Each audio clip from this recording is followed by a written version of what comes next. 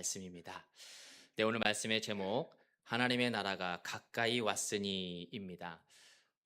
마태복음, 마가복음, 누가복음을 공간 복음이다 이렇게 한번 설명을 드린 적이 있습니다.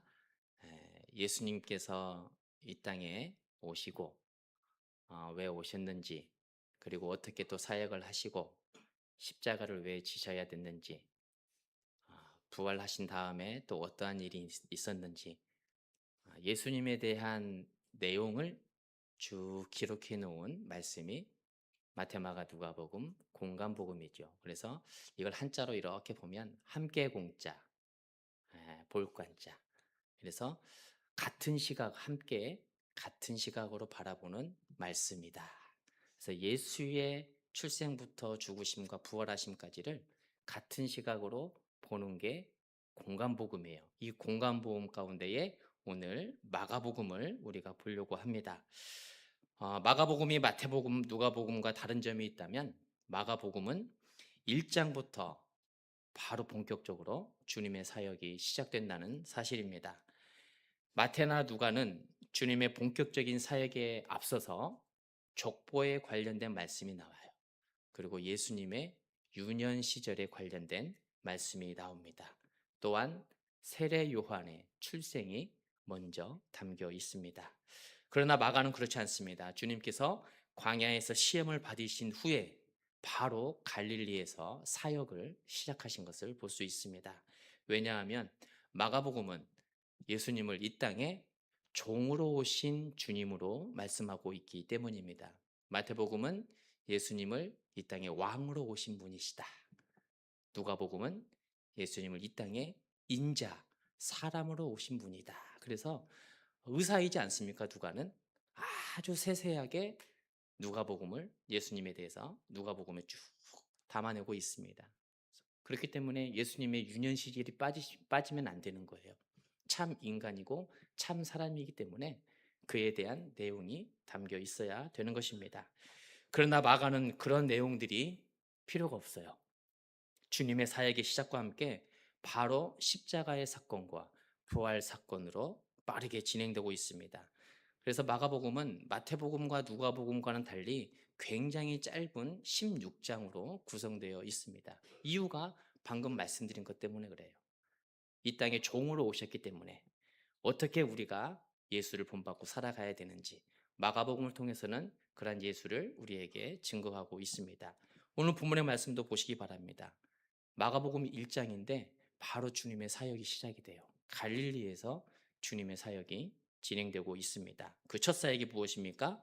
복음 전파, 전도예요. 전도, 선교입니다. 하나님의 나라가 가까이 왔으니 회개하고 복음을 믿으라. 네, 전도하는 사역을 바로 시작하시죠. 여러분, 우리는 누구나 마음속에 때를 기다리면서 살아갑니다. 언제쯤이면 경제가 좀 괜찮아질까? 언제쯤이면 우리 집이 좀 괜찮아질까? 언제 우리가 다시 웃을 수 있을까? 이 어둠이, 이 고난과 고통이 언제쯤이면 지나갈 수 있을까? 그리고 우리 어르신들께서는 때라는 말씀을 참 자주 사용하십니다. 그때는 그럴 수밖에 없었지. 어르신들, 우리 권사님들, 은퇴하신 권사님들, 집사님들 이렇게 식사하시기 전에 어, 이렇게 앉아 계실 때 말씀을 잠깐 나누시면 예전엔 그땐 그랬어 이렇게 하시면서 말씀을 쭉 시작하세요. 지금 앉아 계신 분들은 어, 일제히 36년 그 시간을 겪으신 분도 계시고, 한국 전쟁을 겪으신 분들도 계시고, 보릿고개를 겪으신 분들도 계시고, 산업화 시대를 아주 진짜로 열심히 살아내신 그런 많은 분들이 여기에 앉아 계시죠. 지금이야 이렇게 다 핵가족화 돼가지고 1인 가구 시대로 많이 바뀌어서 우리가 살아가고 있지만 예전에는 다 함께 모여서 살았지 않습니까? 그래서 예전에는 우리 교회도 이때는 그랬어 하시면서 말씀을 이렇게 쭉 해 나가시는 거예요. 지금 생각해 보면 그때가 참 좋은 때였어. 지금은 자고 일어나면은 세상이 바뀌어요. AI 시대에 22년도에 AI가 처음 등장하면서 인터넷 온라인으로 18년 동안 전 세계인들을 하나로 지목했다면 이 AI는 단 2년밖에 걸리지 않았습니다. 전 세계가 주목하고 AI에 흡수되는 시간이 굉장히 빠르죠. 그런데 이제는 AGI라고 그래요. AI보다 한 단계 더 업그레이드된 버전입니다. AI들이 서로 대화를 해요. 그래서 우리 사람이 어떤 말을 한다더라. 서로 대화를 하고요. 필요 없는 내용들은 다 지워버린다더라. 우리가 거기에서 준비를 하자. 서로 대화를 한다고 합니다. AGI 시대예요. 사회가 바로바로 바뀌고 있어요. 자고 일어나면 바로바로 바뀌어요. 지금 생각해 보면 예전에 문명이 발전하고 발달하기 그 전에 걸어 다니고 자전거 타고 다니고 버스 타고 다녔던 그 시절, 참 정감이 있는 정겨운 시절 아니었습니까? 그래서 어르신들께서는 그때가 참 좋은 때였어 이렇게 말씀하시기도 해요. 그리고 이제는 때가 된 것 같아. 네. 연세가 이렇게 이제 80을 넘어가고 90을 바라보고 계신 분들, 주변에 친구분들이 한 분 한 분씩 하나님의 부르심을 받잖아요. 이제는 때가 된 것 같아. 이렇게 말씀도 하세요. 행복을 기다리는 때도 있고 하나님의 나라를 소망하는 때도 있다는 거예요. 한 신앙 서적에서 이런 내용을 본 적이 있습니다. 하나님은 언제나 늦지 않게 오시고 우리가 보기에 가장 늦었다고 느껴질 때 일을 하신다. 하나님의 은혜는 가장 절망적인 순간에 가장 조용히 찾아온다. 성경에서 말씀하는 우리의 생각과 하나님의 생각이 다르다라는 것을 보여주고 있는 내용들이죠. 하나님의 때와 우리의 때가 다릅니다. 우리는 모든 것이 정리가 되고 회복이 되고 아픔이 치유가 되고 상처가 아물고 상황이 안정된 다음에 하나님께서 일하실 것이야 이렇게 생각하지만 성경은 그렇지 않아요. 아직 정리가 되지 않는 그 자리, 상처가 남아있는 그 자리, 문제가 해결되지 않는 그 자리, 그 시간 하나님께서 일을 하신다라고 성경은 말씀합니다. 그리고 넘어지고 아픈 곳에서 하나님의 나라를 세워 가시는 것이죠. 오늘 본문의 말씀이 바로 이와 같습니다. 본문의 말씀을 통해서 하나님의 나라가 가까이 왔다라는 의미가 무엇인지 구체적으로 살펴보고자 합니다. 첫 번째는 가장 절망적이고 어두워질 때 하나님께서 임하신다라고 성경은 증거하고 있어요. 우리가 14절 말씀을 다 같이 합독하도록 하겠습니다. 시작. 요한이 잡힌 후 예수께서 갈릴리에 오셔서 하나님의 복음을 전파하여 아멘. 요한이 잡혔다. 이때가 가장 절망적이고 낙심적인 상황이다라는 걸 성경은 보여주고 있습니다. 오늘 우리 마가복음에는 요한이 왜 잡혀 있는지 담겨 있지가 않아요. 그러나 누가복음에 보면 요한이 어쩌다가 잡혀서 옥에 감옥에 갇히게 되었는지 자세하게 말씀하고 있습니다. 세례 요한이 회개를 선포하며 복음을 전하고 있는데 이때 갈릴리의 분봉왕, 갈릴리를 다스리고 지배하는 분봉왕이 헤롯이었어요.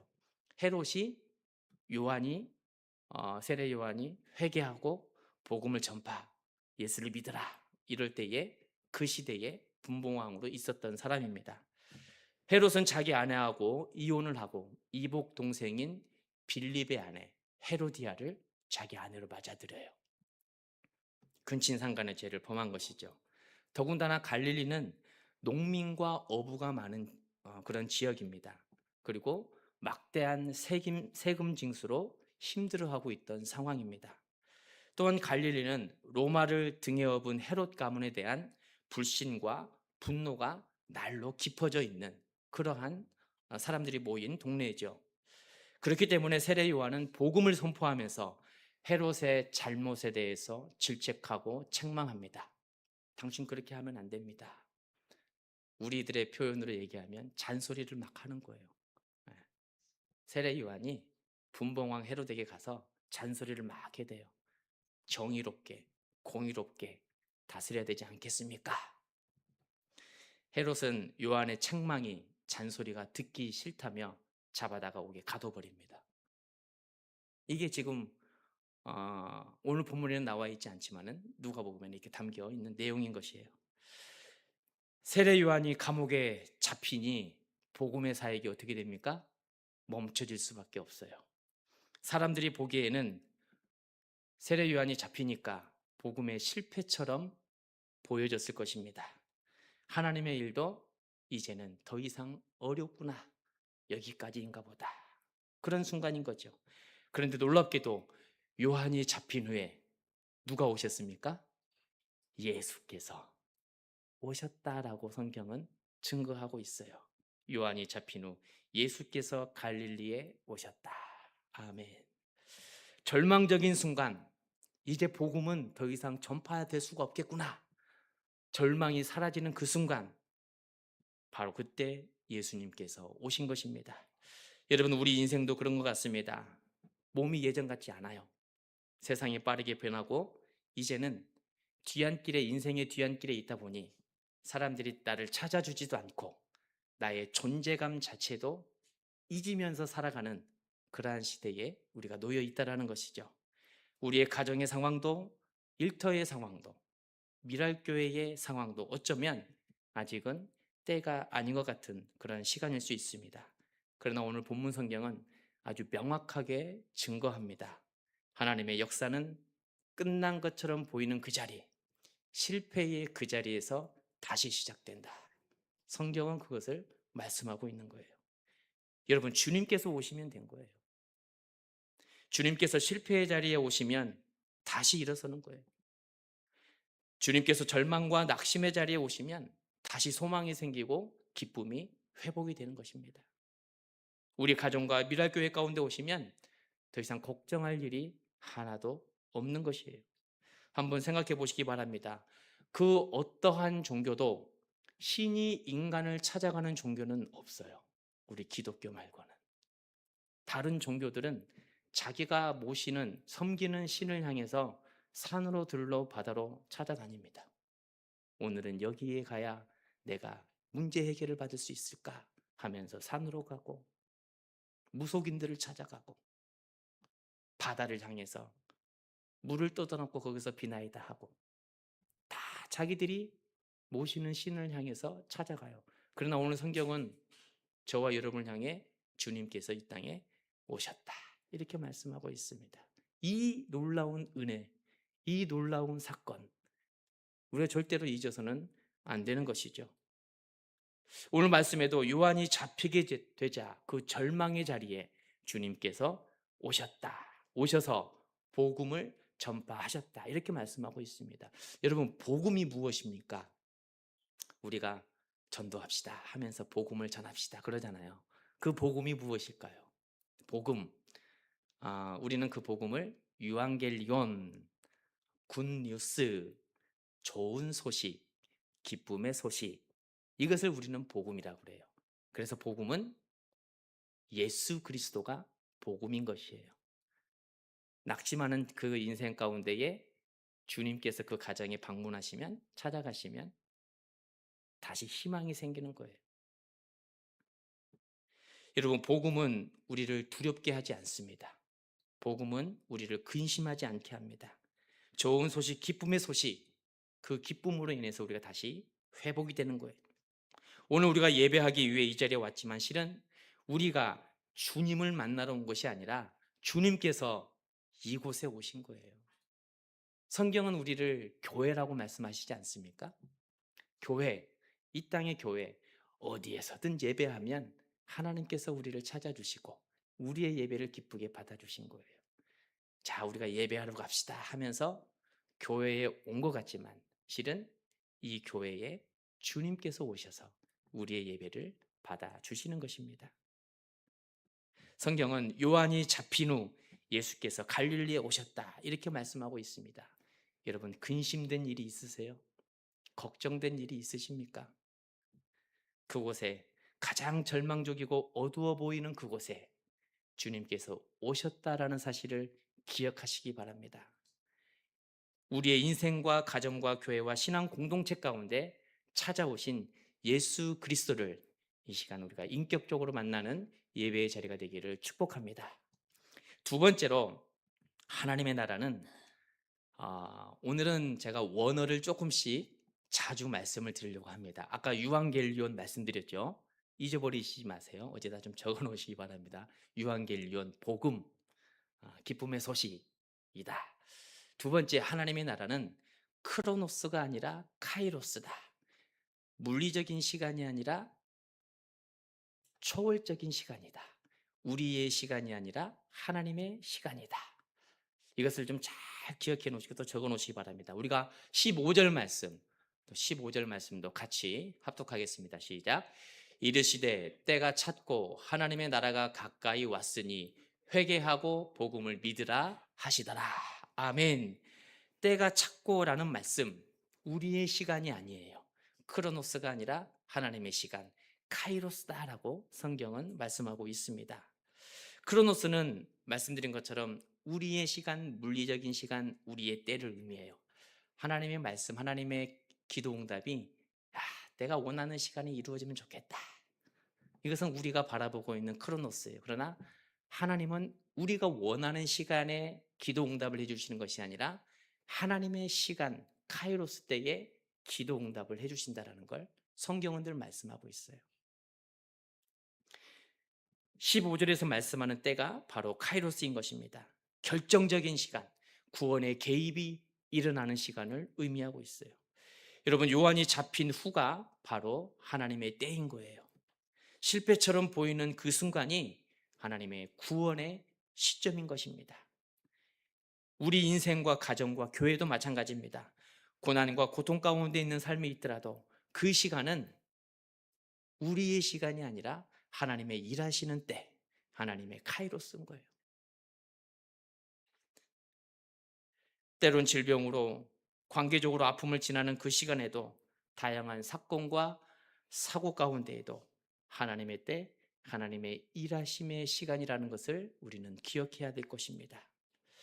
너무 아프고 힘들면 시간이 참 안 가요. 감기 몸살 우리는 다 한 번씩 걸려봤지 않습니까? 열이 펄펄 끓고 끙끙 앓면서 밤에 잠을 잘 이루지 못합니다. 시계를 쳐다봐도 이제 11시예요. 한참 시간이 지난 것 같은데 겨우 1시간 지났어요. 그만큼 아프고 힘들면 시간이 참 안 가요. 코로나 시기에 여러분 코로나 다 걸려보셨죠?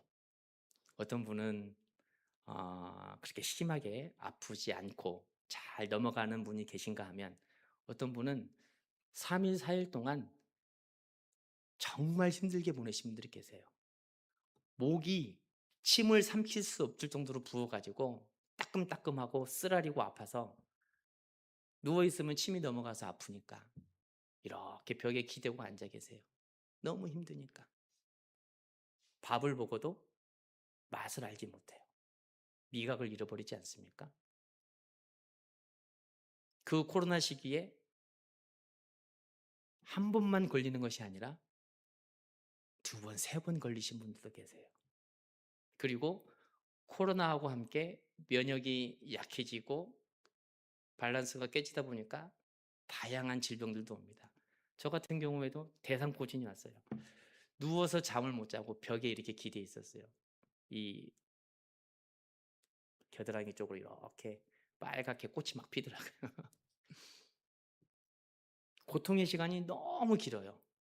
빨리 날이 새고 아침이 오면 좋은데 날이 새질 않습니다. 그런데 여러분, 우리가 그것을 기억하면 좋을 것 같아요. 우리가 고난을 겪고 아픔 가운데 있는 그 시간이 크로노스가 아니라 카이로스, 하나님께서 일하셨다라는 사실이에요. 주님을 더 사모하는 시간이 되었고 코로나 기간 동안 예배를 마음대로 드릴 수 없었기에 예배가 그렇게 소중한 것이었구나. 정부에서 예배 출입을 막았지 않습니까? 가면 위험하다고. 그래서 교회의 모든 시스템이 온라인 시스템으로 다 바뀌었어요. 나오지 마세요. 위험하니 나오지 마세요. 집에서 예배 드리십시오. 고통과 아픔으로 모든 것이 멈춘 것 같지만 그러나 그 시간에도 주님께서는 일하셨다라는 사실이에요.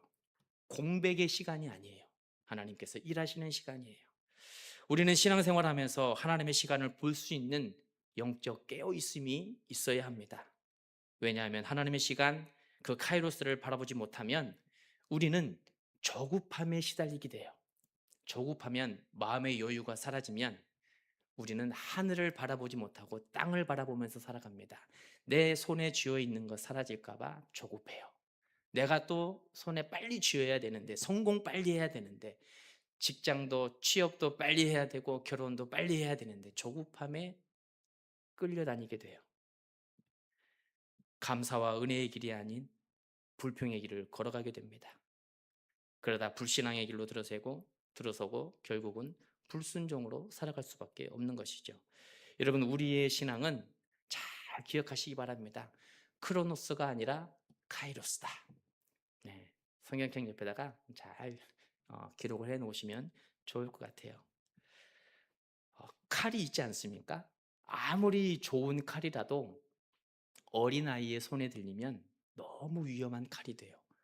그러나 그 아이가 성장하고 성숙했을 때에 칼이 들리면 요리하는 칼이 되고 생명을 살리는 의사 선생님이 되어서 생명을 살리는 칼이 되는 것입니다. 우리의 때가 아니에요. 우리의 때에 빨리 기도 응답이 되면 좋겠다라고 하는데 하나님께서는 기다리라고 말씀하세요. 아직은 때가 아니다고 말씀하시는 것입니다. 여러분, 조급해하지 마시기 바랍니다. 자녀들의 신앙 성숙도, 우리 미랄교회 성장과 성숙도 모두 다 믿음을 가지고 하나님의 때를 바라보는 저와 여러분 되기를 축복합니다. 세 번째, 하나님의 나라는 하나님의 통치와 다스리심을 말씀하고 있습니다. 15절 중반절에 하나님의 나라가 가까이 왔으니 아멘. 여기서 말씀하는 하나님의 나라는 우리가 생각하는 국가, 나라, 컨트리의 개념이 아니에요. 바실레이아, 하나님의 통치와 다스리심을 말씀하고 있습니다. 네, 처음에 유앙겔리온, 복음 말씀했고요. 하나님의 시간, 카이로스 말씀했고요. 하나님의 나라, 국가가 컨트리가 아니라 바실레이아, 하나님의 통치다. 이 바실레이에도 한번 잘 적어 놓으시기 바랍니다. 하나님의 나라는 우리가 언젠가 가게 될 죽어서 가게 될 그러한 나라를 의미하지 않습니다. 천국만을 의미하지 않아요. 하나님의 뜻이 회복이 되고 하나님의 다스림이 시작되는 그 자리, 그곳이 바로 바실레이아, 하나님의 나라가 세워진다라는 거예요. 농사를 지어 보신 분들 너무도 잘 알 것입니다. 농작물들은 농부의 발자국 소리를 듣고 자란다. 그러지 않습니까? 그만큼 수시로 농부가 밭을 가고 논을 가서 발자국 소리를 들려줘야 되는 거예요. 그래야지 잡초도 제거가 되고 병충해도 막게 되고 건강하게 추수 때에 수확을 할 수가 있는 것입니다. 오랫동안 돌보지 않으면 밭이 망가져요. 논이 망가지죠. 다시 농부의 발자국 소리를 들려줘야 되는 것입니다. 주인이 손을 대야 농작물이 살아나는 거예요. 하나님의 나라가 가까이 왔다는 말씀의 의미가 바로 이와 같은 것입니다. 여기에서 가까이 왔다라는 말씀은 이제 곧 올 거야 이런 의미가 아니에요. 이미 우리와 함께하고 계신다라는 것을 의미하고 있습니다. 주님께서 다시 우리의 삶과 교회를 돌보기 시작한다. 이미 우리 교회와 우리 가정과 우리의 신앙을 돌보고 계신다라는 사실이에요. 슬픔이라는 잡초가 제거될 때, 아픔과 상처가 아물고 그 잡초가 제거될 때 그 자리에 바실레이아, 하나님의 나라, 하나님의 통치와 다스림이 시작이 되는 거예요. 상처 입은 공동체 가운데에도, 신뢰가 흔들린 그 자리에도, 예배의 회복을 갈망하는 그 자리에도 이미 주님께서 오셔서 우리 곁에 머물고 계시는 것입니다. 이것이 바로 하나님의 나라가 가까이 왔다라는 거예요. 여러분, 세상의 탐욕과 통치를 이어받는 것이 아니라 하나님의 통치와 다스림을 받는 삶이 되시기 바랍니다. 세상의 죄악에 물들어서 믿음을 잃어가는 것이 아니라 하나님의 다스림 가운데 거하시면서 하나님의 나라를 세워가는 저희 비랄교회 모든 교우들 되시기를 축복합니다. 마지막으로 하나님의 나라는 네 번째로 회개로 세워지는 곳임을 의미하고 있습니다. 가장 절망적이고 고통과 고난이 있는 그 자리에 우리가 한번 쭉 정리를 해볼게요. 절망과 고통이 있는 그 자리에 하나님의 때, 카이로스가 임하게 되는 거예요. 그 다음 하나님의 나라, 바실레이아, 하나님의 통치가 그곳에서 이루어지게 됩니다. 이때 우리에게 나타난 것 가운데 가장 먼저 우리에게 나타난 것은 바로 회개라는 거예요. 회개를 메타노이아라고 부릅니다. 우리 PPT 한번 띄워주시기 바랍니다. 방금 말씀드린 원어들 이렇게 쭉 정리를 했는데요. 카이로스, 하나님의 때, 바실레이아, 하나님의 나라, 메타노이아, 회개, 유한겔리온, 복음, 이렇게 기쁨의 소식 되어 있습니다. 이것을 우리가 좀 잘 기억하면 좋을 것 같아요. 그래서 하나님의 때가 임해야 되는구나. 그때가 바로 하나님의 나라 다스림이 시작되는 곳이구나. 하나님의 나라, 하나님의 통치와 다스림이 임하면 우리가 회개, 메타노이아의 회개의 영성으로 살아가게 되는 거예요. 그것이 바로 복음이고 예수 그리스도가 이 땅에 오신 이유와 목적이다라는 것을 성경은 말씀하고 있는 것입니다. 우리가 회개할 때 하나님의 나라가 완성이 되어가는 거예요. 우리가 회개할 때 하나님의 통치와 다스림이 시작되는 것입니다. 여러분, 회개, 메타노이아는 단순히 잘못을 뉘우치는 감정이 아니에요. 방향을 바꾸는 것을 의미하고 있습니다. 생각의 전환, 방향의 전환, 삶의 중심이 바꾸는 거예요. 세상으로 나갔던 우리의 발걸음이 다시 주님께로 향하는 것입니다. 이게 바로 메타노이아, 회개라는 거예요. 운전을 하다가 보면은 가끔씩 길을 잘못 들 때가 있어요. 요즘에 내비게이션이 너무 잘 돼 있지 않습니까? 그런데도 초행길을 가다 보면 처음 가는 곳에서는 조금 헤매게 되죠. 그럴 때 한번 생각해 보시기 바랍니다. 후회하고 있으면 목적지를 향해서 갑니까? 그렇지 않아요. 핸들을 돌려야지 돼요. 내비게이션이 방향으로 알려주는 곳으로 목적지를 향해서 핸들을 돌려야 우리가 목적지까지 갈 수 있는 거예요. 회개, 메타노이아가 바로 이어갔다는 것입니다. 후회만 하고 있으면 우리는 복음을 기억하지 못해요. 내가 그때 이렇게 할 걸. 그래, 내가 조금만 더 참을 걸. 내가 조금만 더 사랑하고 섬길 걸. 후회만 하면 하나님의 나라가 그 삶 가운데 임하지 못하는 것입니다. 후회가 아니라 우리는 회개를 해야 되는 거예요. 메타노이아. 방향을 전환해야 되는 것입니다. 사랑할 걸 그러면 내가 조금 힘들어도 사랑하기 힘든 사람이라 할지라도 다시 그 사람을 사랑하는 길로 가야 되는 거예요. 그럴 때 하나님의 나라가 그곳에 임하게 되고 예수 그리스도의 영성으로 살아가게 되는 것입니다. 이러한 회개가 시작될 때 복음이 믿어지는 것이죠. 그래서 주님께서는 15절 하반절에 회개하고 복음을 믿으라 이렇게 말씀하세요. 주님께서 복음을 들어라 말씀하시지 않고 복음을 믿으라 이렇게 말씀하고 있다는 것입니다. 여러분, 복음을 믿는다는 것은 상황을 믿는 것이 아니에요. 하나님이 지금도 일하고 계신다라는 사실을 신뢰하는 것, 그것이 바로 믿는다는 거예요. 우리가 병원에 입원을 하게 되면 수술을 받고 시술을 받지 않습니까? 우리의 몸을 의사 선생님께 맡기는 거예요. 왜요? 그것을 수술을 잘 할 수 있는 분이기 때문에, 신뢰하기 때문에 맡기는 거잖아요. 아무리 간단한 시술이라 할지라도 의사 선생님에게 맡기지 않으면 우리는 치유가 안 됩니다. 받을 수가 없어요. 믿음이 바로 그와 같은 것입니다. 상황이 좋아서 내가 주님께 맡기는 것이 아니라 하나님이 신실하기 때문에 믿는 것. 그것이 바로 믿음이라는 거예요. 우리 하나님이 여전히 우리 자녀들을 포기하지 아니하시고 우리 가정과 우리 교회를 포기하지 않으셨다라는 그 믿음, 하나님의 나라가 여전히 우리 가운데에 우리 교회 가운데 머물고 있다라는 믿음, 이것이 바로 복음을 믿는 것이다라고 성경은 증거하고 있는 것입니다. 여러분, 하나님의 나라는 완벽한 사람을 통해서 세워지지 않습니다. 아픔이 있고 상처가 있고 절망이 있는 그 자리에 바실레이아 하나님의 통치가 나타나게 된다는 거예요. 우리 한 주가 시작이 되었습니다. 오늘 말씀하시죠. 때가 찼고 하나님의 나라가 가까이 왔으니 회개하고 복음을 믿으라. 때가 찼고 하나님의 나라가 가까이 왔으니 회개하고 복음을 믿어라.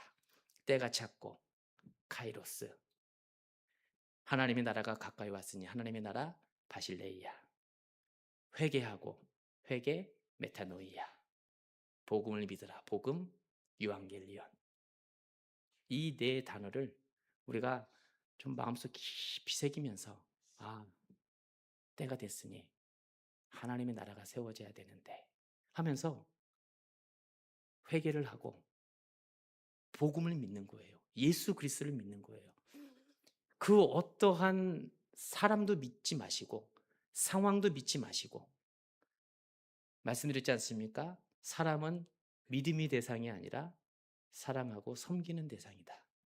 믿지 마세요. 믿는 도끼에 발등 찍힙니다. 저도 믿지 마세요. 네, 저도 사람이에요. 실수하게 되고 실패할 때도 있어요. 사람 절대 믿지 마시고요. 사람은 그저 예수님처럼 사랑하시고 섬기시기 바랍니다. 그럴 때에 그곳이 기쁨이 넘치게 되고 복음의 자리가 되고 예수의 사람으로 살아가게 되는 하나님의 나라가 되는 것입니다. 주님께서 선포하신 말씀들을 잘 살아내는 한 주간의 저와 여러분, 우리 미라교회 모든 교우들 되기를 축복합니다.